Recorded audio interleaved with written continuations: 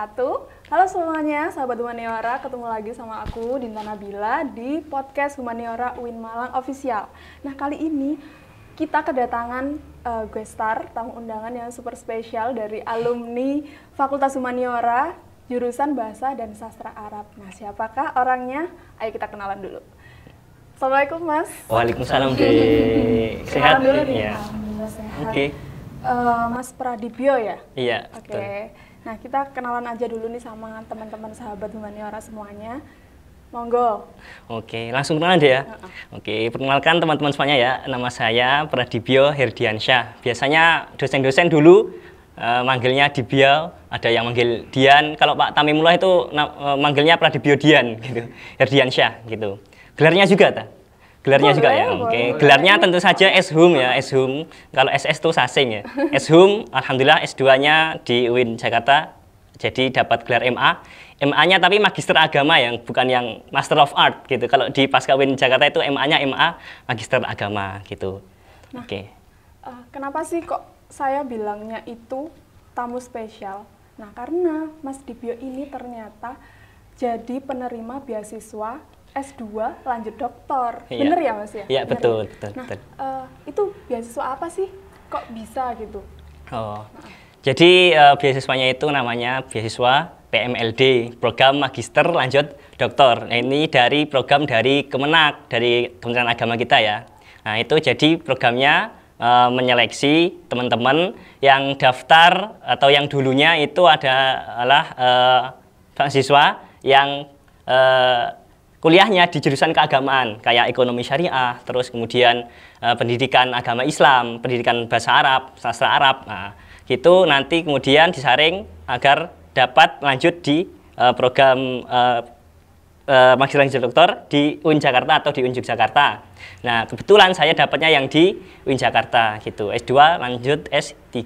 Program studinya itu studi Islam gitu, Mbak. Oh, berarti pilihan prodinya studi Islam ya Iya, sekarang ya? betul. Nah, awalnya gimana sih, Mas, kok bisa tahu beasiswa itu dari mana gitu? Oke.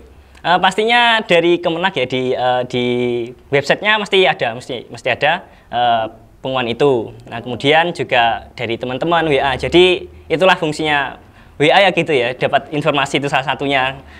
Jadi kuncinya itu perbanyak relasi, ya, betul. koneksi ya. Betul. Gitu. Terus, oh, berarti taunya dari teman-teman ya? Dari teman-teman. Dari teman-teman gitu ya. Betul. Terus kok bisa tertarik sih buat apply beasiswa? Apa nggak males gitu? Gini kan ya. beasiswa ribet ya, agak ribet ya, pasti kayak males, ntar bikin esai, bikin gini-gini gitu Iya. kan. Iya, pasti itu kalau namanya beasiswa ya. Di namanya beasiswa itu pasti banyak persyaratannya gitu ya. Buat proposal lah, harus TOEFL dulu lah, harus harus TOEFL dulu lah, emang gitu. Cuma mengapa kok saya pengen, emang dari awal saya kuliah itu emang nanti pengen lanjut lah S2, S1 bahasa Arab, mungkin kalau saya rasa ya masih kurang lah ilmunya gitu. Terus kemudian saya juga ini terngiang-ngiang dulu pas di pondok kan belajar taklim itu ya, ada sebuah syair gitu, wakun mustafidan kulla yaumin ziyadatan minal ilmi wasbah fi bukhuril ma'alimi ya, gitu ada itu. Allah. Apa itu artinya, Oh, Mas? dalil ya. Barangkali ada sahabat-sahabat yang ngerti artinya ya. Ya, ini sastra Arab kan yang nonton ya, tahu lah. Iya. Jadi kamu harus jadi setiap hari itu menambah ilmu gitu loh. Terus kamu itu harus berenanglah kamu di lautan pengetahuan. Nah, gitu. Itu yang memotivasi saya untuk lanjut S2 meskipun susah ya.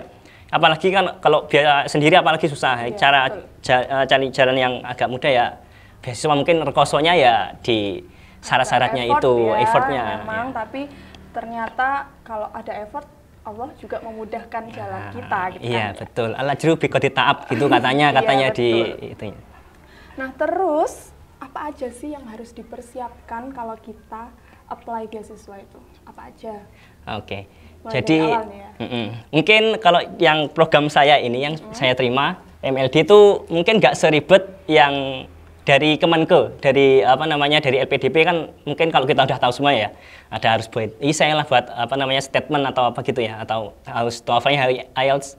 Cuma kalau yang program dari Kemenak ini kemarin itu kebetulan itu syaratnya nggak terlalu seribet yang LPDP. Oke, terus? Yang pertama yang harus disiapkan itu memang harus proposal penelitian. Proposal Kita penelitian. tesis untuk tesis Oh, kita untuk nanti. tesis dulu ya. Nah, itu harus punya itu.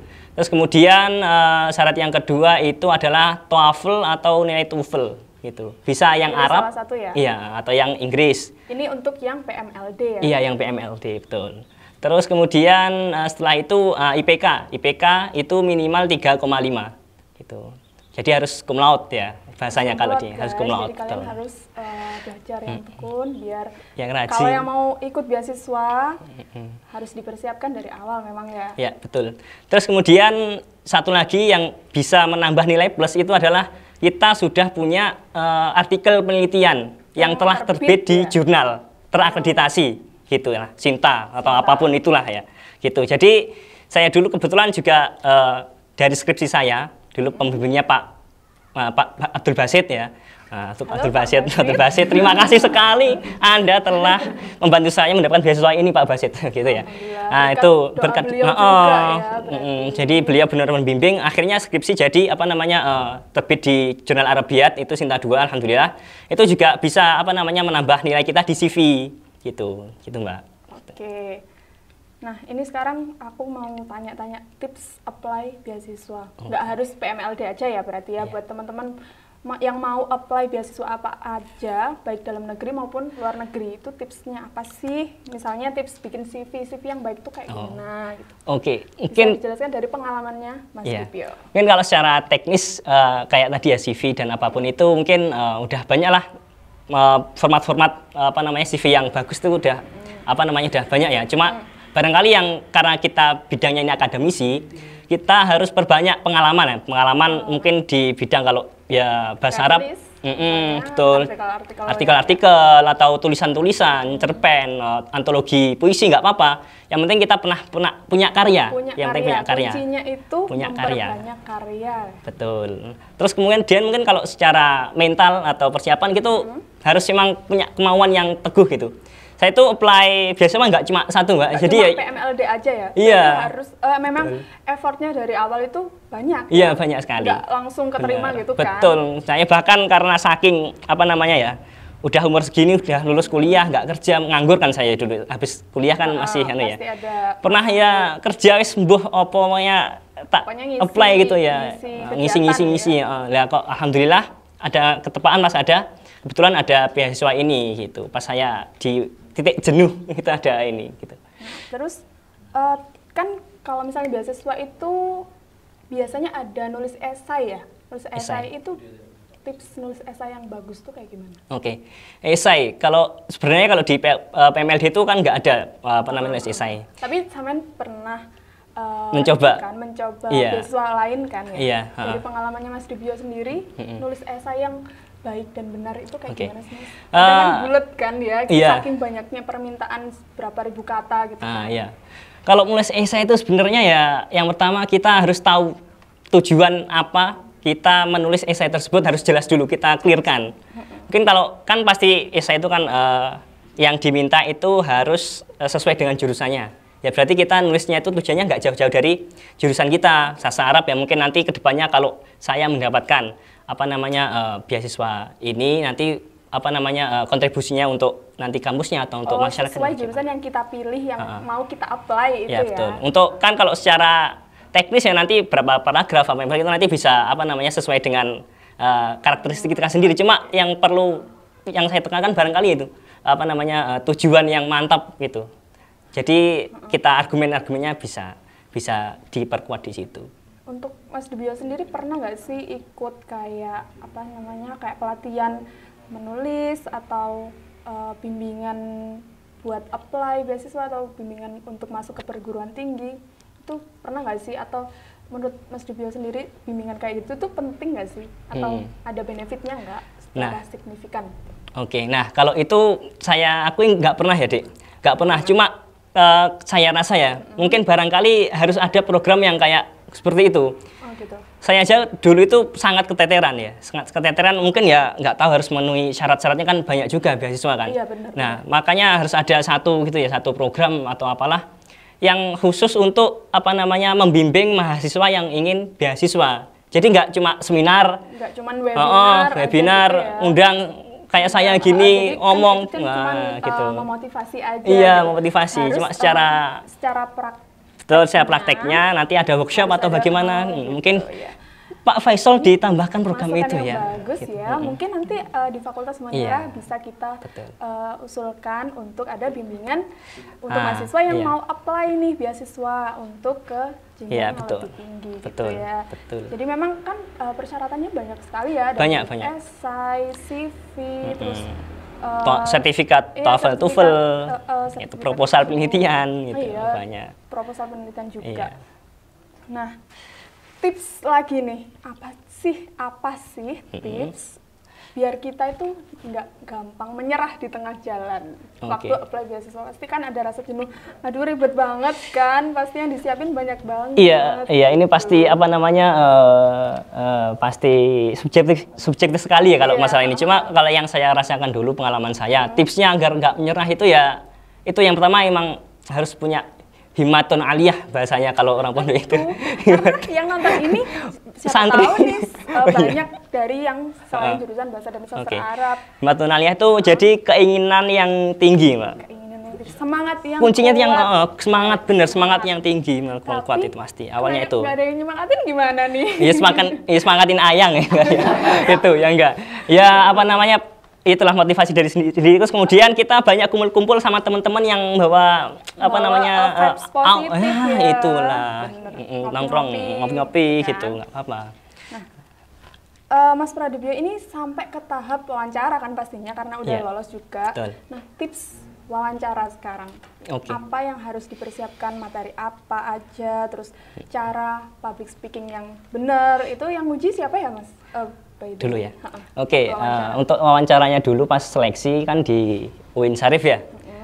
Dulu seingat saya ini yang penguji saya seleksi itu adalah Prof. Tip Raya sama Prof. Komarudin Hidayat gitu ya. Profesor di UIN Jakarta sana, bidang studi Islam lah. Jadi beliau itu tanyanya itu ya seputar apa syarat-syarat yang kita bawa. Yang pertama ditanyakan itu adalah proposal penelitian kita.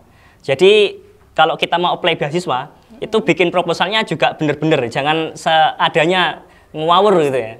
Memang itu niat kita buat, itu memang niat ya. Soalnya nanti akan ditanyakan karena di hari penghakiman gitu. Materi itu kita mempertanggungjawabkan waktu kita lolos wawancara. Gitu betul. Kan? Terus kemudian ditanya lagi kemampuan bahasa Arab, bahasa Inggris dulu karena UIN ya ada bahasa Arabnya, suruh baca teks Arab, suruh baca teks Inggris gitu. Jadi bacanya Arab harus benar, pronunciasinya harus bagus. Terus kemudian wawasan kebangsaan terkait Pancasila, undang-undang, mungkin terus kemudian isu-isu Islam terkini kayak radikalisme, terorisme. Karena Mas Dipyo ini ngambilnya studi Islam ya. Jadi mungkin pertanyaannya ya seputar yang jurusan yang kita ambil ya berarti ya. Betul. Kalau tips percaya diri gimana tuh? Pasti kan ada sensasi deg-degan kan waktu mau wawancara. Itu cara mengatasinya gimana? Biar percaya diri itu kita yaitu siap apa yang dengan kita bawa. Harus siap. Dari jauh-jauh kita yang mempersiapkan. Betul. Harus belajar dulu di murojaah lah kalau istilahnya ya. Di murojaah apa namanya proposalnya juga dibaca lagi. Pokoknya harus hafal, walak-walik harus hafal gitu. Harus tahu kontennya ya. Betul. Karena ada baca bahasa Arab, bahasa Inggris ya harus belajar dulu baca Arab yang baik. Pokoknya cara baca bahasa Arab yang pede terus. Pokoknya sukun-sukun nggak apa-apa, yang penting pede gitu. Makanya intinya kita harus pede. Kalau kita, menurut Mas Dipyo bener nggak sih kalau kita percaya diri itu aura kita itu beda kan? Betul. Meskipun kita ada salah, tapi kalau percaya diri itu penilaian orang itu beda. Iya betul.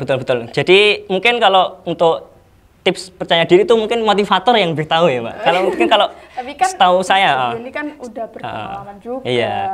Caranya ya pokoknya kalau masuk ke ruangan itu etika-etikanya udah banyak lah itu di tips-tipsnya mungkin itu. Yang penting tadi apa persiapan, menyiapkan yang apa yang mau kita bawa itu benar-benar siap. Mau kita omongkan juga, yang mau kita presentasikan kan karena kita itu seperti mengajukan proposal agar kita diterima gitu kan. Betul sekali. Nah, terus struggle apa aja sih yang harus dilalui ketika kita daftar beasiswa? Yang pernah Mas Dipyo rasakan struggle-nya itu apa aja? Ini pas daftar berarti ya? Pas daftar. Dia sampai keterima. Mungkin yang saya rasakan ya itu. Saya itu kan dulu pas daftar kan di semester 9. Saya udah selesai sidang semester 8. Oh iya. Berarti Cuma waktu nunggu kosong ya? Iya, waktu kosong nunggu wisuda, kehabisan kuota dulu itu.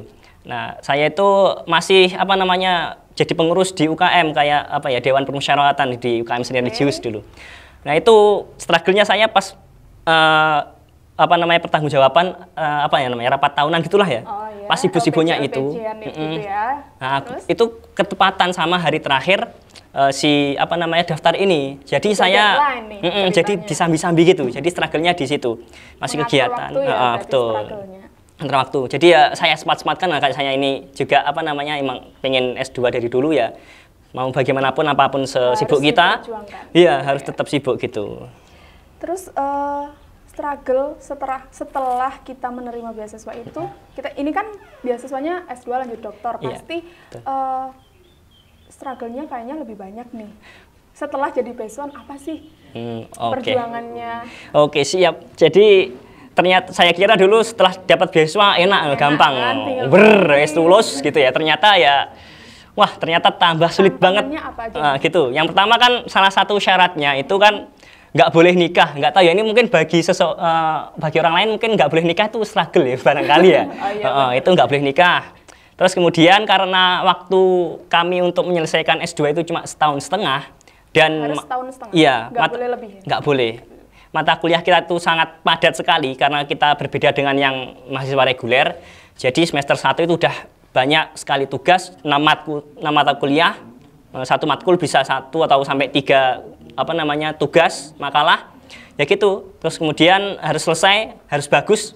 Semester 1 itu minimal IP itu harus 3,75 minimal kalau nggak salah. Kalau misalnya gitu. Nih dapat IP yang di bawah itu gimana? Nah, itu diputus 100% atau 100%. Masih bisa mungkin bisa lanjut kuliah di UIN Jakartanya, cuma mungkin biaya sendiri. Cuma untuk yang karena mungkin di bawah ekspektasi kali ya dulu, ya nggak boleh lanjut. Cuma alhamdulillah kita seangkatan bisa lolos sampai lulus S2 semuanya. Gitu. Berarti benar-benar emang harus effort ya, Mas? Betul. Terus kemudian struggle yang lain mungkin nggak boleh daftar PNS. Kita sampai lulus harus bahkan. Fokus dulu nih. Betul. Mungkin barangkali dari penyelenggara beasiswa mungkin barangkali dulu pengalamannya kalau yang udah sampai sambil bekerja itu udah nggak fokus jadi molor betul. Gitu kan kuliahnya. Iya. Oke, gitu ya. Jadi memang benar-benar struggle-nya banyak sekali, nggak setelah dapat beasiswa nggak cuman enak-enak, udah iya betul, udah dapat uang bulanan, UMR lumayan lah, biaya hidup kan ya. Iya, itu semuanya ya ke cover ya. Alhamdulillah. Biaya kuliah, biaya hidup. Iya, biaya kuliah udah semuanya. Semuanya udah ke cover. Kuliah, biaya ujian, biaya wisuda itu udah dari Kemenak yang menanggung sama bulanan, enak. Akhirnya daftar beasiswa, tapi emang harus effort, niat dari awal, dipersiapkan semuanya mulai dari TOEFL, tips-tips nulis itu penting banget ya. Persiapkan karya yang penting. Oh iya, jangan lupa persiapkan karya juga. Nah, berarti sekarang Mas Dibyo ini udah selesai ya S2-nya ya? Iya, alhamdulillah udah selesai. Sekarang lanjut studi S3-nya. Betul, untuk doktoral. Udah disertasi belum nih? Ini alhamdulillah udah proposal, tinggal nunggu ujian proposal disertasinya. Keren. Doanya. Keren loh Masnya ini. Nah guys, ini aku udah disiapin buat kuis, udah disiapin tim kru podcast Humaniora UIN Malang Official. Nah, ini pertanyaan surprise nih buat Mas Dibyo, pilih 3 ya, siap. Dan ini harus dijawab loh. Siap, harus nggak aneh boleh kan pas, ya? Boleh pas. Oke, tahu siap. Ini apa ya? Pertanyaannya. Yang penting nggak menjebak aja ya, nanti bisa dihilangkan. Okay. Ini yang bacakan saya. Iya, yang jawab juga Mas Dibyo. Sebutkan satu dosen favorit dan kenapa. Wah. Dosen bahasa dan sastra Arab nih ya. Dosen PKBBA nggak boleh. Sebutkan satu dosen favorit dan kenapa. Aduh, ini susah ya. Ini bukan kalau favorit bukan berarti yang dosen lain nggak gitu Mbak ya. Mungkin ini copyright disclaimer dulu.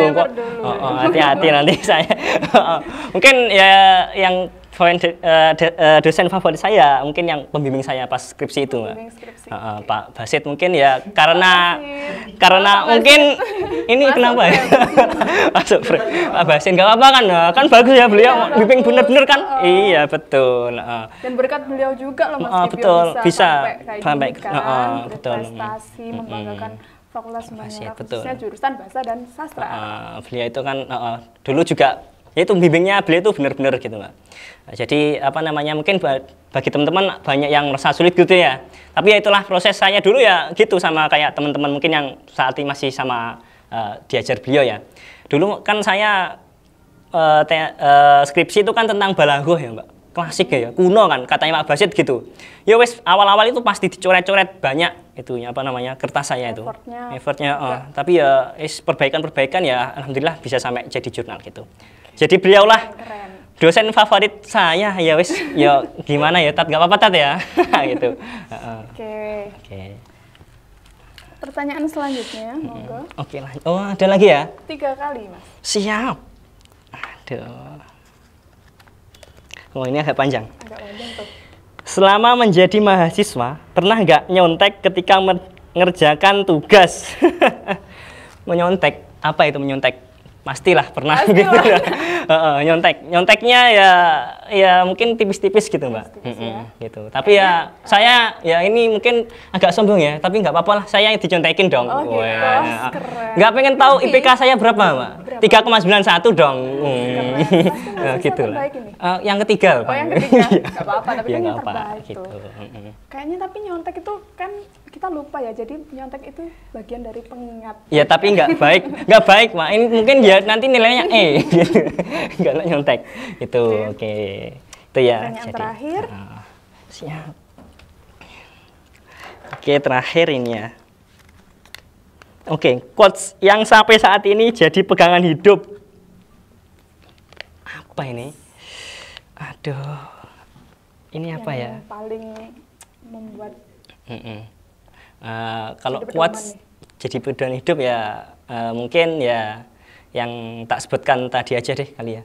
Yang di awal tadi, yang di ta'lim tadi, wakun mustafidan kulla yaumin ziyadatan minal ilmi wasbahfi bukhuril ma'alimi. Jadi gitu. Artinya juga itu terngiang-ngiang soalnya. Artinya juga disebut lagi. Disebut lagi. Takutnya ada yang lupa. Siap.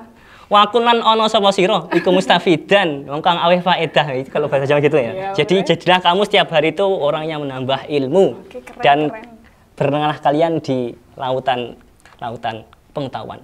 Beda nih guys, quotes-nya orang yang berilmu nggak harus cinta-cintaan doang. Ya, nanti kalau sama Ayang mau cinta-cintaan gitu. Oke, keren banget pengalaman dari Mas Dibyo ini bisa sampai ke tahap S2 lanjut doktor dengan jalur beasiswa. Makasih banget ya Mas udah sharing pengalaman, tips-tips meraih beasiswa juga. Buat teman-teman semangat yang mau apply beasiswa, nggak boleh putus asa, harus terus semangat sampai kita meraih apa yang kita impikan gitu. Oke guys, segini dulu podcast kali ini. Saya Dinta Nabila. Jangan lupa like, comment, subscribe, share sebanyak-banyaknya. Sampai jumpa di podcast Humaniora UIN Malang Official selanjutnya.